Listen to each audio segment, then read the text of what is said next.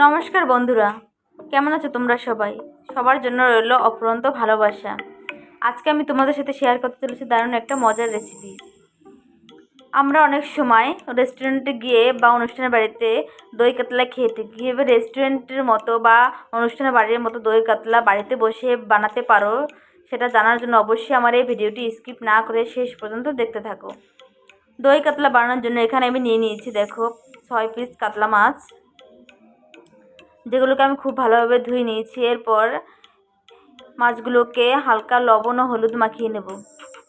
দই কাতলা বানানোর জন্য আমি নিয়ে নিয়েছি রসুন, পেঁয়াজ, গোটা কাঁচা লঙ্কা, আদা, মৌরি, টক দই যেটা আমি ফেটিয়ে নিয়েছি, কিছুটা পরিমাণ কাজু বাদাম ও নিয়ে নিয়েছি 2 টেবিল চামচ পোস্ত। এখানে আমি কাজু বাদাম ও পোস্তটাকে 5 থেকে 7 মিনিটের জন্য একটু ভিজিয়ে রাখবো। আমরা একটা কড়াইতে কিছুটা পরিমাণ তেল নিয়ে নেব। তেলটা একটু গরম হলে একে একে সবগুলো মাছ দিয়ে খুব ভালোভাবে ভেজে নেব। কে কোথা থেকে ভিডিওটা দেখছো অবশ্যই কমেন্ট করে জানাবে। আর বাড়িতে একবার হলেও এই রেসিপিটি ট্রাই করবে, আশা করি তোমাদের সকলের খুব ভালো লাগবে। মাছগুলো ভাজা হতে হতে আমরা মশলাগুলো তৈরি করে নেব। এখানে একটা মিক্সিতে আমি পেঁয়াজ, রসুন, আদাগুলোকে দিয়ে খুব ভালোভাবে ব্লেন্ড করে নেব। তারপর গোটা কাঁচা লঙ্কা, আগে থেকে ভিজিয়ে রাখা কাজু, পোস্ত ও মৌরিগুলোকে একসাথে ব্লেন্ড করে নেব। দেখো বন্ধুরা, মশলাগুলো তৈরি করতে করতে এখানে মাছগুলো খুব ভালোভাবে ভাজা হয়ে গেছে। এভাবে আমি বাকি মাছগুলো ভেজে নেব।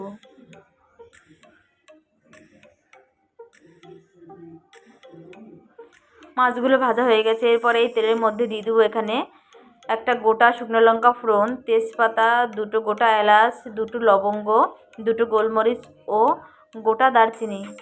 এগুলোকে খুব ভালোভাবে ভেজে নেব। এগুলো ভাজা হয়ে গেলে এর মধ্যে দিয়ে দেবো আগে থেকে বেটে রাখা পেঁয়াজ, রসুন, আদা বাটা ও তার মধ্যে দিয়ে দেবো কিছুটা হলুদ ও লবণ। এই মশলাটাকে খুব ভালোভাবে ভেজে নিতে হবে। মশলাটা খুব ভালোভাবে ভাজা হয়ে গেলে এর মধ্যে দিয়ে দেবো আগে থেকে কাজু, পোস্ত ও মৌরি বাটা।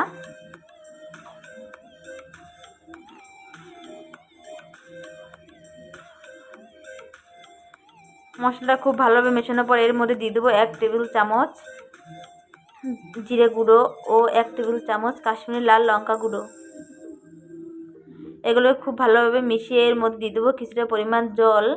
জলটা দেওয়ার পর 2 থেকে 3 মিনিটের জন্য খুব ভালোভাবে মশলাটাকে ভেজে নেব। দেখো বন্ধুরা, মশলাটা খুব ভালোভাবে ভাজা হয়ে গেছে, মশলা গায়ে তেলটা ছেড়ে দিয়েছে। এরপর এর মধ্যে দিয়ে দেবো আগে থেকে ফেটিয়ে রাখা টক দই। টক দই দেওয়ার পর মশলার সাথে টক দইটাকে খুব ভালোভাবে মিশিয়ে নিতে হবে।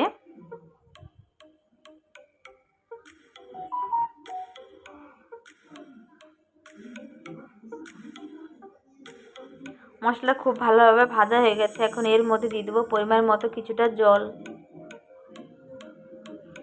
জল দেওয়ার পর 5 থেকে 7 মিনিটের জন্য জলটাকে খুব ভালোভাবে ফুটিয়ে নেব।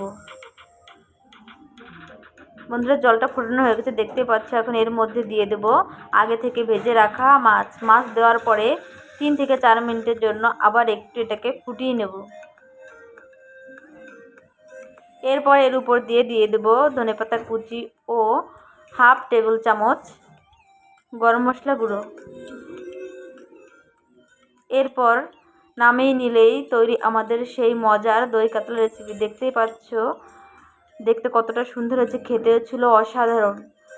ভিডিওটা যদি ফেসবুক থেকে দেখে থাকো তাহলে অবশ্যই পেজটি ফলো করে দেবে, আর ইউটিউব থেকে দেখলে অবশ্যই চ্যানেলটি সাবস্ক্রাইব করে দেবে। এরপর গরম গরম ভাতের সাথে পরিবেশন করুন।